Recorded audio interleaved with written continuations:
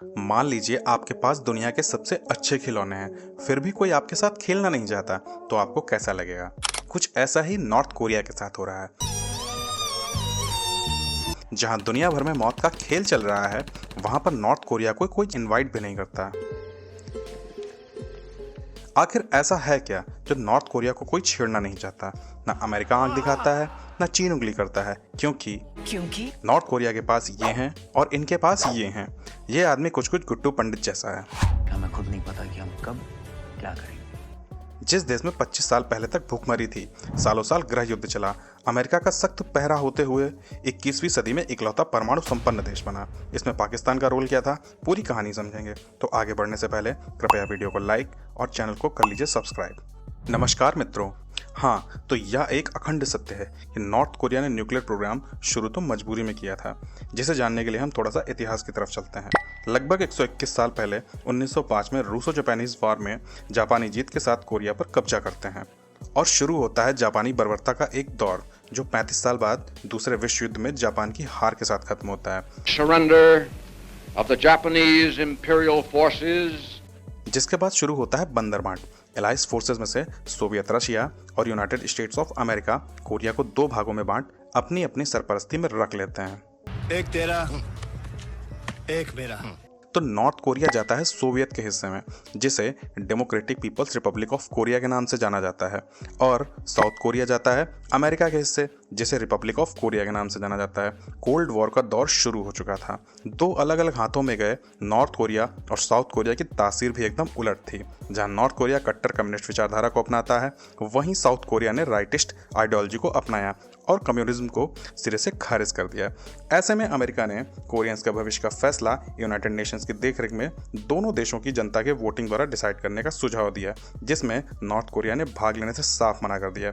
जिसके जवाब में साउथ कोरिया ने सियोल को कैपिटल घोषित कर एंटी कम्युनिस्ट गवर्नमेंट बनाई और प्रेसिडेंट बने सिंगमैन री। नॉर्थ कोरिया ने भी अपने स्टाइल में जवाब देते हुए कम्युनिस्ट गवर्नमेंट बनाई और सुप्रीम लीडर बने किम जोंग उन के दादा किम इल संग। 1950 में किम इल संग ने रशिया और चाइना की मदद से अपनी फौज भेज देते हैं साउथ कोरिया को कब्जाने के लिए, एंड शुरू होता है कोरियन वॉर, जिसमें नॉर्थ कोरिया लीड ले भी चुका था, पर अमेरिका की एंट्री ने मामला चौपट कर दिया। किम इल संग को पीछे हटना पड़ा। साउथ कोरिया ने अमेरिका के साथ म्यूचुअल डिफेंस ट्रीटी साइन की और देश के इंडस्ट्रियल डेवलपमेंट में जुट गया।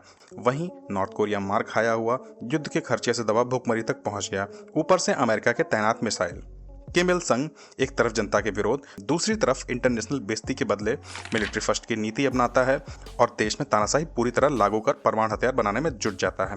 हालांकि वह 1952 में ही एटॉमिक एनर्जी रिसर्च इंस्टीट्यूट स्थापित कर चुका था। फिर रूस ने रिएक्टर पकड़ा, ट्रेनिंग भी दे दी, पर नॉर्थ कोरिया फेल हो रहा था। अब आप सोच रहे होंगे कि रशिया ने न्यूक्लियर टेक्नोलॉजी क्यों नहीं दी, क्योंकि रूस अमेरिका के बाद परमाणु लैस दूसरा देश था।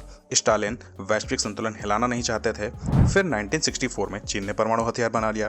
किम इल पहुंचे न्यूक्लियर टेक्नोलॉजी मांगने, तो चीन बोला बाकी सब ठीक है, इस मामले में यारी दोस्ती नहीं।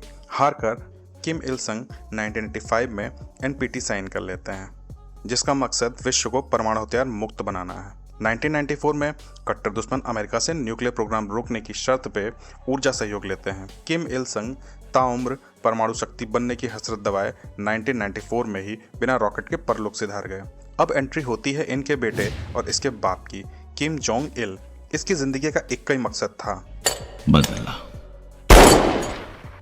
पूरा देश 90s में भुखमरी का शिकार हो रखा था, मगर इसने दो चीज पर पैसे की कमी नहीं होने दी। पहली अपनी लग्जरी पर, दूसरा परमाणु हथियार बनाने पर, जबकि इसके पिता पहले ही NPT साइन कर चुके थे। किम जोंग इल 2003 में NPT से बाहर आता है। 9 अक्टूबर 2006 को एक अंडरग्राउंड न्यूक्लियर टेस्ट कर 21वीं सदी में न्यूक्लियर पावर बनने वाला इकलौता देश बन जाता है। पूरी दुनिया हैरान थी कि आखिर संभव कैसे है। ये क्या सुन रहा हूँ मैं? तब एक नाम सामने आता है, अब्दुल कादिर खान। जी हाँ, पाकिस्तानी न्यूक्लियर साइंटिस्ट, जिसने uranium enrichment technology north Korea को सौंप दी और पूरी दुनिया को चंद पैसों के लिए बारूद के कनस्तर पर बिठा दिया। जो भी हो, किम जोंग इल लायक बेटे की तरह अपने बाप का सपना साकार कर बिना रॉकेट अर्थ की ग्रेविटी छोड़ देता है। यहाँ से राज शुरू होता है किम जोंग उन का।